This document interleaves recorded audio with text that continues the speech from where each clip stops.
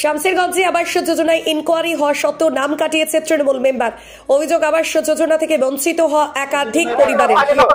আবাস যোজনার নাম ছিল আমাদের ভাঁজপুর অঞ্চলের, আমাদের মহৎপুর বাড়ি, আমাদের টালির বাড়ি থাকা ইয়াতে ও আমাদের নামটা কাটিয়ে দিয়েছে। আর ওদের এই 3 তলা 4 তলা ভালো ভালো বাড়ি থেকে ওদের নাম দেখতে পাওয়া যাচ্ছে।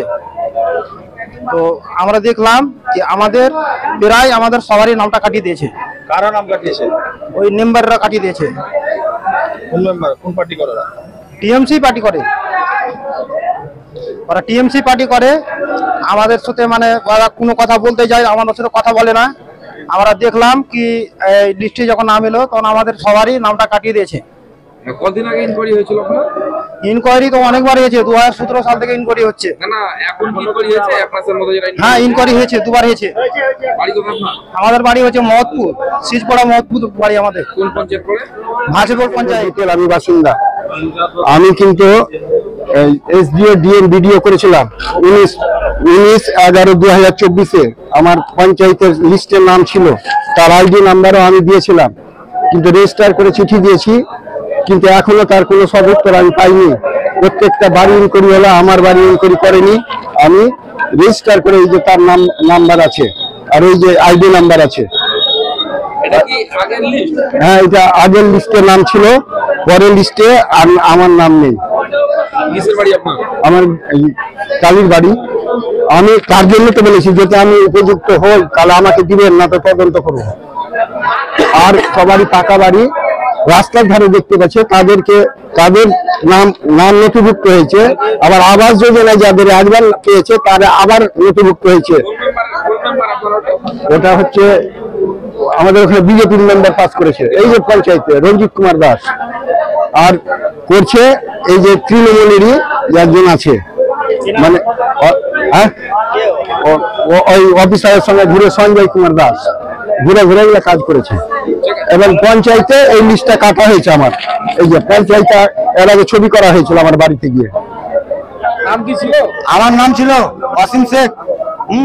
বাবার নাম মরজান শেখ। আমার টালির বাড়ি। আমার 2বার সার্ভে করে গেছে, সার্ভে করে গিয়ে আমার নামটা কেটে দিয়েছে।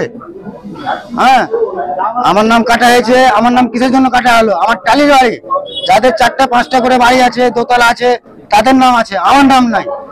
আমি যখন দেখি তখন আমার নামটা কাটা। আমার বাড়ি কৈতপুর।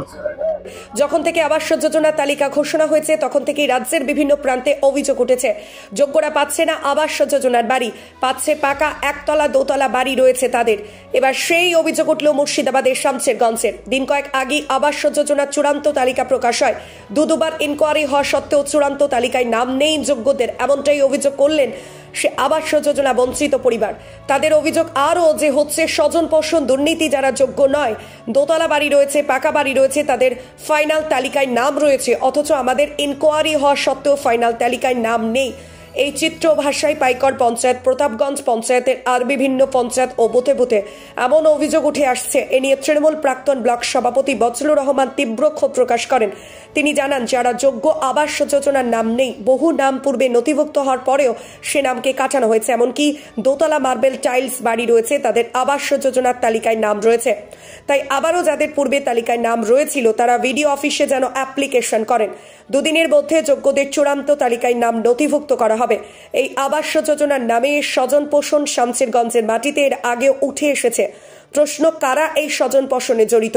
2বার ইনকোয়ারি হওয়া সত্ত্বেও এমন চিত্র কেন? দেখুন অভিযোগকারীরা কি বললেন।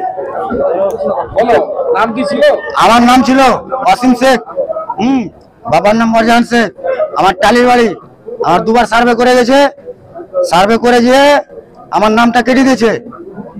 হ্যাঁ, আমার নাম কাটা হয়েছে। আমার নাম কিসের জন্য কাটা হলো? আমার টালির বাড়ি, যাদের 4টা 5টা করে বাড়ি আছে, দোতলা আছে, তাদের নাম আছে, আমার নাম নাই।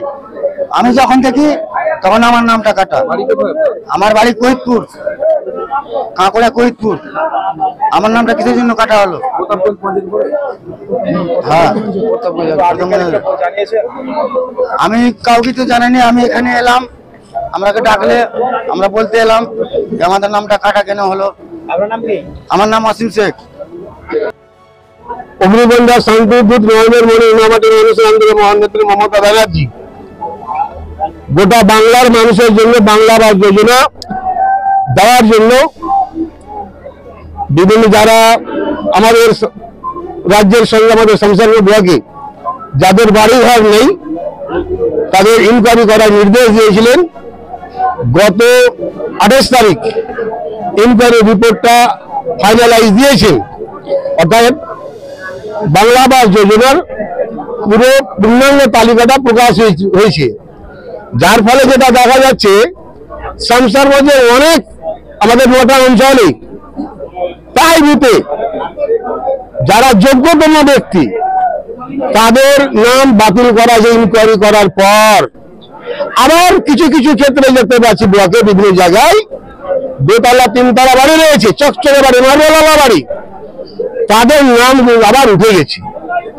আমরা মনের দিক দিয়ে অসন্তুষ্ট ছিলাম। আমরা আমার যে দলের সঙ্গে যুক্ত সেহেতু আমরা আজকে মিটিংটা করেছি।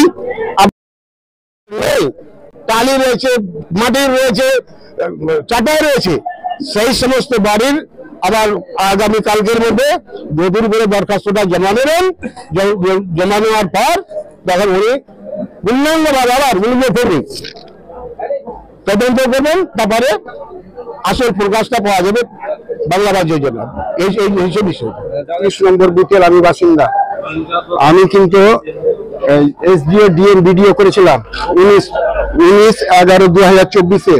আমার পঞ্চায়েতের লিস্টের নাম ছিল, তার আইডি নাম্বারও আমি দিয়েছিলাম, কিন্তু রেজিস্টার করে চিঠি দিয়েছি, কিন্তু এখনো তার কোনো সদুত্তর আমি পাইনি। প্রত্যেকটা বাড়ি ইনকোয়ারি হলো, আমার বাড়ি ইনকোয়ারি করেনি। আমি রেজিস্টার করে এই যে তার নাম্বার আছে আর ওই যে আইডি নাম্বার আছে। হ্যাঁ, এটা আগের লিস্টের নাম ছিল, পরের লিস্টে আমার নাম নেই। আমার কালির বাড়ি। আমি কার জন্য তো বলেছি, যেটা আমি উপযুক্ত হই তাহলে আমাকে দিবেন, না তো তদন্ত করবো। আর সবারই পাকা বাড়ি রাস্তার ধারে দেখতে পাচ্ছে, তাদের নাম নথিভুক্ত হয়েছে। আবার আবাস যোজনায় যাদের একবার পেয়েছে তারা আবার নথিভুক্ত হয়েছে। ওটা হচ্ছে আমাদের ওখানে বিজেপির মেম্বার পাস করেছে, এই যে পঞ্চায়েতে রঞ্জিত কুমার দাস। আর করছে এই যে তৃণমূলেরই একজন আছে, মানে ওই অফিসারের সঙ্গে ঘুরে সঞ্জয় কুমার দাস ঘুরে ঘুরে কাজ করেছে। এবং পঞ্চায়েতে এই লিস্টটা কাটা হয়েছে আমার, এই যে পঞ্চায়েতে এর আগে ছবি করা হয়েছিল আমার বাড়িতে গিয়ে।